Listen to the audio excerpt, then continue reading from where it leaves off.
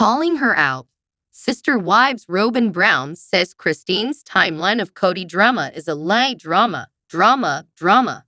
Sister Wives star Robyn Brown challenged Christine Brown's timeline of her rift with family patriarch Kody Brown during a family discussion in a sneak peek of the Sunday, November 6, 2022 episode.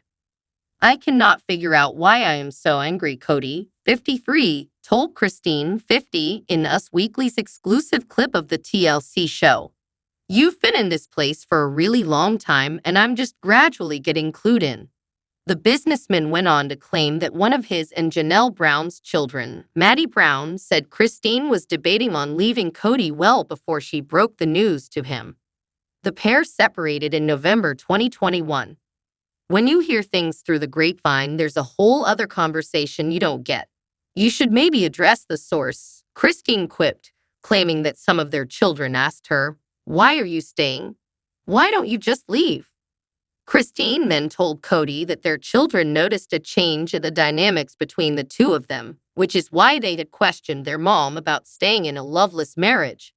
The pair share 6 kids together: Michael T., Caden, Aspen, Isabel, Wendlin, and Truly. They saw how separate we've been in Flagstaff. They also saw that Kody and I have been struggling for a long time, Christine continued. The kids were like, "It looked like in Vegas that you and Dad weren't very close anymore." Robyn, 44, didn't take too kindly to Christine's timeline of her drama with Kody and challenged her version of the truth about their relationship. "In Vegas. That's a lie," she said. "I remember the conversations. I remember what was going on. I remember you guys having fun dates and hearing about that and seeing your guys' relationship. So either you guys were faking it in front of me. I don't know." In a confessional, Christine admitted that she didn't know exactly why Robyn saying that I'm lying, and that she and Kody did struggle in Vegas and their kids did say it. Robyn, on the other hand, didn't back down from her bold statement about the former spouses, saying in a confessional of her own that she and Kody were the only ones who said, "That's not true," about Christine's recollection. Christine announced she was leaving Kody in a statement posted to Instagram in November 2021. "After more than 25 years together, Kody and I have grown apart and I have made the difficult decision to leave," she wrote. "We will continue to be a strong presence in each other's lives as we parent our beautiful children and support our wonderful family. At this time, we ask for your grace and kindness as we navigate through this stage within our family. With love, Christine Brown." Though the pair have been separated for nearly a year as of publication, fans are just now seeing the drama play out between Kody, Christine, and the other wives on season 17 of the long-running series, including the moment Christine revealed the news to the other wives. "I just don't want to admit or even accept the idea that it's just whatever we had as a family is gone," Robyn told Mary Brown. In a previous episode that aired in September 2022, Christine admitted she was not looking forward to telling her fellow sister wives about the breakup. "I don't want to burn bridges at the end of this," she told Kody. "Some relationships are going to be fine, some are not going to be fine."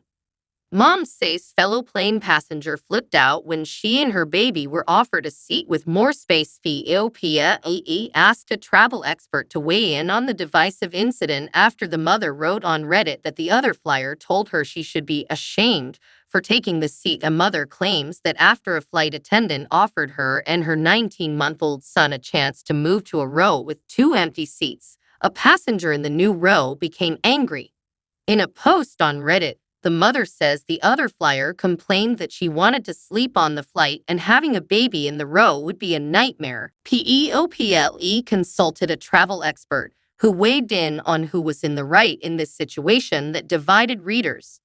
An airplane passenger claims a flight attendant's generous gesture toward her and her 19-month-old son drew the ire of a fellow flyer. In a post from May 19 on the r/MEish ATA subreddit, the mom wrote that she was about to embark on a 3-hour flight with her son in her lap in a full row when she was offered the chance to move up a few rows to one where there were 2 adjacent empty seats. She said the flight attendant told her that the unnamed airline tries to accommodate people with young infants, and even though both were standard seats, she'd have more space in the new spot. I was delighted and accepted right away, she wrote. However, she continued, the one passenger who had been seated alone in the new row didn't appreciate their arrival at all. She started complaining to the flight attendant that she was planning to sleep on the flight and that it would be impossible now, the mom wrote. That she specifically chose this seat while checking in online because the row was empty and it's gonna be a nightmare now. According to the mom's account, the flight attendant's explanation of the parent-friendly policy was met with further anger from her new neighbor. The woman then told me that I should be ashamed to impose all this noise on people that are just trying to enjoy their flight, she added, especially since it wasn't even my seat and I didn't even pay for it. The original poster, OP, claimed her son ended up crying only once and concluded that despite receiving some stinky eye and some other rude comments, she didn't regret switching seats since the extra room made the flight more comfortable.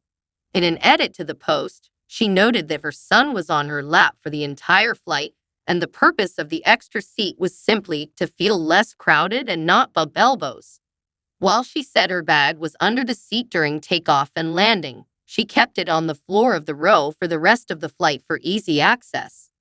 While one Reddit user said it was inconsiderate to keep a large bag on the floor, most commenters sided with the OP, arguing that since the solo passenger didn't pay for the whole row, she shouldn't have expected the other two seats to remain empty.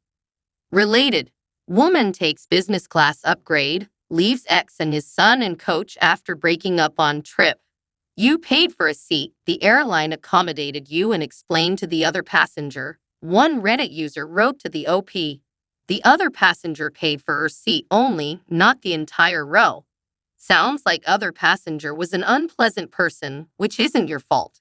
If another mother with a young child did pay for the seats near her, I'd almost guarantee she would have complained still.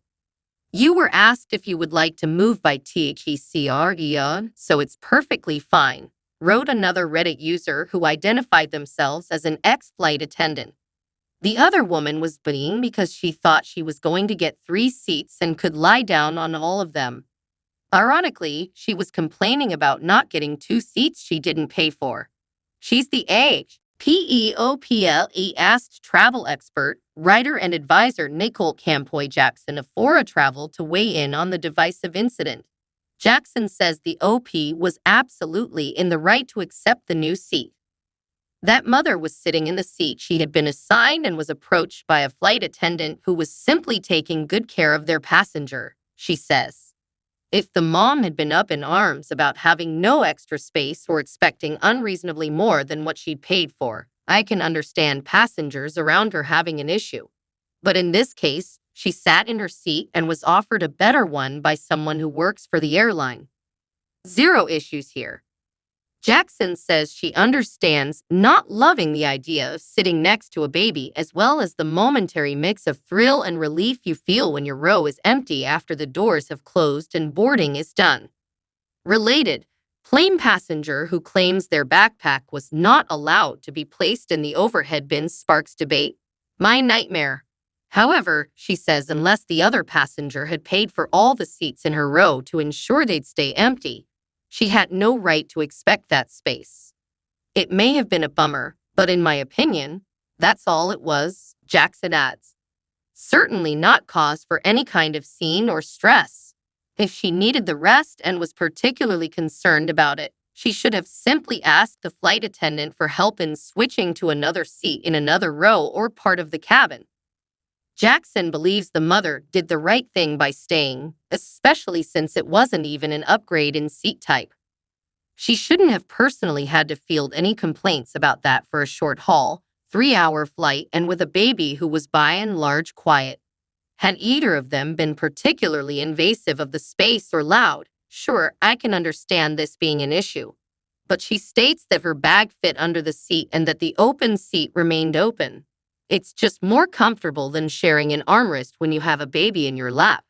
Related, Plane passenger says her boyfriend was scolded for helping an older lady put her bag in the overhead bin. Here's why. As for the other passenger's argument that she purposely booked an empty row hoping for a quiet flight, Jackson says, "We all purposefully book as empty a row as possible when traveling in economy. It's the economy holy grail, and we check in exactly 24 hours ahead to choose the seats that will maybe psych out our fellow passengers." Jackson continues, explaining that her own strategy is to look for rows where the window seat is taken and select the aisle, hoping that no one chooses the middle seat. But you cannot expect that row to stay empty, nor should you be accommodated when the airline fills those seats with fellow paying passengers, she adds. Never miss a story. Sign up for PEOPLE's free daily newsletter to stay up to date on the best of what PEOPLE has to offer, from celebrity news to compelling human interest stories. Ultimately, Jackson says, we are all parents, non-parents, frequent travelers, infrequent travelers, choosing to share a small and unnatural space with one another in order to get from A to B. None of us has any idea what the other is there for. Work, vacation, a family emergency. None of us has any idea what state the other is in, excited, stressed, exhausted. She adds, kindness and understanding have to be paramount for this to run smoothly. For more People news, make sure to sign up for our newsletter. Read the original article on People.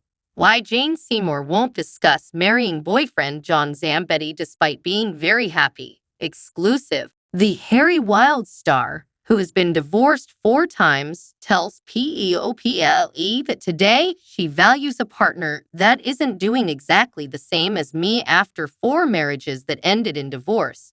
Jane Seymour doesn't have saying "I do" again on her mind despite being happy in her relationship with John Zambetti.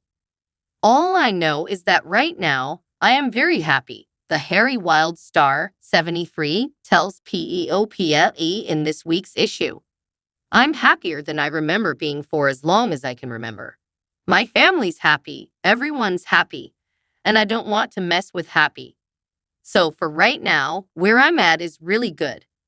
Seymour and Zambetti, an ER doctor, connected at a Schwayze concert and realized that their sons knew each other. Related, Jane Seymour and boyfriend John Zambetti reveal their kids set them up. Exclusive. The British actress says that what she looks for in a relationship has changed over time. When you're younger, you're looking for hot romance, and then you're looking for a possible baby father, and then you are possibly divorced, so you're now looking for another one or one that can tolerate the first 2 babies. Seymour explains. And then you decide, we'll have more babies. I think I'm out of that thing. Today, Seymour says she wants a partner that isn't doing exactly the same as me, doesn't need me for any of that. That is very intelligent, very creative, well-read, compassionate, and a good human being. For more on Jane Seymour, pick up the latest issue of PEOPLE on newsstands now or subscribe here. She also finds Zambetti being a doctor is very handy because people always suddenly cut themselves or hurt themselves or get a diagnosis they can't understand, and he's very useful. In her previous marriages, Seymour feels that she gave up my power. And it was ridiculous because I was the one earning the money in every case, she continues. I was the one making the decisions. Well, they made all the financial decisions.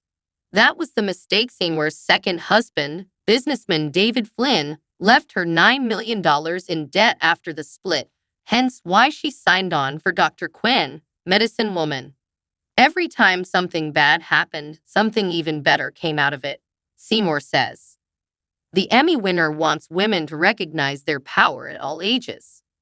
There's almost an invisible sell-by date, she says. It's like, okay, well, you're not making babies and your husband probably left you by now for a younger woman. Your kids have probably left the house now to go to college. Now what? I'd like to see women move the dial. Seymour says she feels very open to new ideas and new challenges, like starring in Acorn TV's crime series Harry Wild. Apart from Hacks, I'm the only woman my age who has her own show. That would never happen normally back in the day, she adds. I don't think that Acorn would be making a third season of Harry Wild if people weren't interested in this ridiculously crazy old lady who decides to be a detective and an action hero and comedian all at once. Related, why Jane Seymour agreed to star in crime thriller Harry Wild after saying she'd never do a series again, exclusive. The former Bond girl doesn't see herself retiring anytime soon either. I can't even imagine it, Seymour says. I have a lot of energy. I live in now, not yesterday. And I know what I value. I value family. I value real friends. I value health. I value being creatively stimulated, and I value running a nonprofit where we can at least do something to help people less fortunate. I think the key to happiness and longevity is live in the moment and find your purpose. Never miss a story. Sign up for PEOPLE's free daily newsletter to stay up to date on the best of what PEOPLE has to offer, from juicy celebrity news to compelling human interest stories.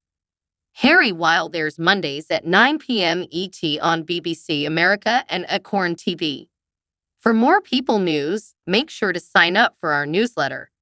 Read the original article on